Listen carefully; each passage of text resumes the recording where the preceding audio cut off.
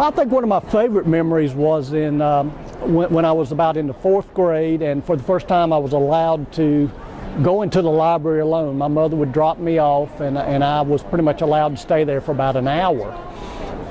The books I loved the most, however, were young adult books that were in the bottom of the library, in the basement. And to get to those books, I had to go past the mystery section. And the mystery section not only had the word mystery, but there was also a skull and crossbones. And that terrified me, but I knew I had to get past that to get to the books that I loved. So I would still myself for a few moments, take a deep breath, and then I would dash into that section, look at the books, read them as quickly as I could, the titles, pick out 2 or 3, and then run back out and then back up into the light. But that memory has stayed with me, and I think also was an indication of how much I loved reading, that I would kind of risk the fear to go there. Because I grew up in a rural area, the library was a place where I could enter another world, other worlds, and I loved to browse the shelves. As I got older, not all the books were down in that basement. I began to read magazines as well, magazines such as National Geographic. I began to read nonfiction, and it was just a place that I spent so many hours. Usually a Tuesday afternoon and a Saturday afternoon, I would be there at least 2 or 3 hours. And as I got older, I continued to go to those libraries, and it was just a memorable experience, but it was also where I first started wanting to be a writer. There was a library in our town named Mrs. Bridges, and she was a person who encouraged reading, and she actually had a list when I was in the 9th grade of 100 great novels, and she posted this, and I was always a very precocious reader.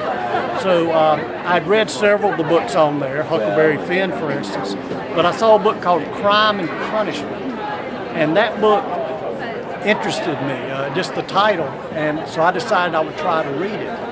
And I did read it. I did not obviously understand it on the level I would as an adult, but there was a scene early in that novel where a pawnbroker is killed by the central character Raskolnikov, and that scene was so vivid that for the first time in my life, I had always felt like I entered the book, but this was a moment where the book entered me, and I felt that I'd been altered forever. And that really, I think, was the beginning of my writing career in many ways, because it made me want to do something. Could I create something that would have that effect on others? I use the library extensively because I still do a lot of research. We're at the university where I teach. We have a librarian whose main interest is Appalachian studies, Appalachian history.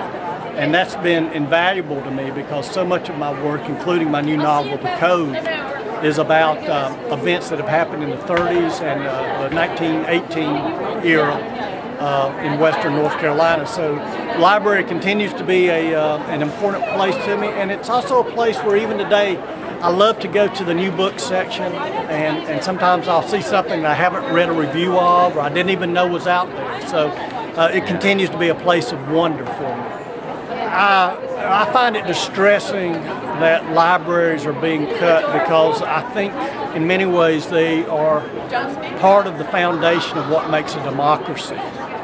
They allow everyone, no matter your economic status, to have access to great books. And I know from the experience of many of my relatives and of myself that has been the segue to education, to wanting to go on to school, to go on to college, that love of reading. And I find it crucial, as I say, to the kind of country I want to be in, that libraries are seen as an important facet of our country.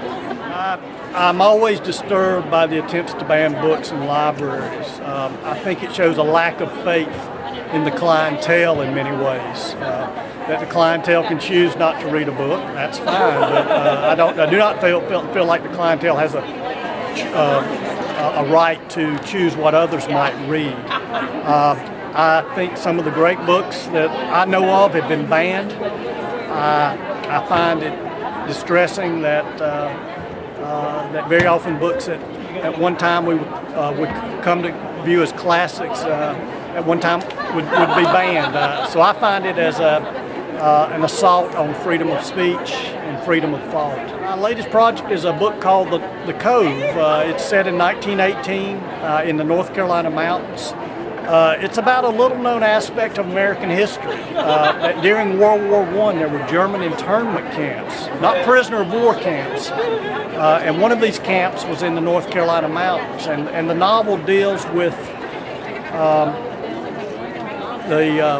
one of these particular German American citizens who escapes and is hunted down by a man named Chauncey Fife, who I think is very similar to many people today in our country, many politicians who want to instill fear and paranoia of people who may be different.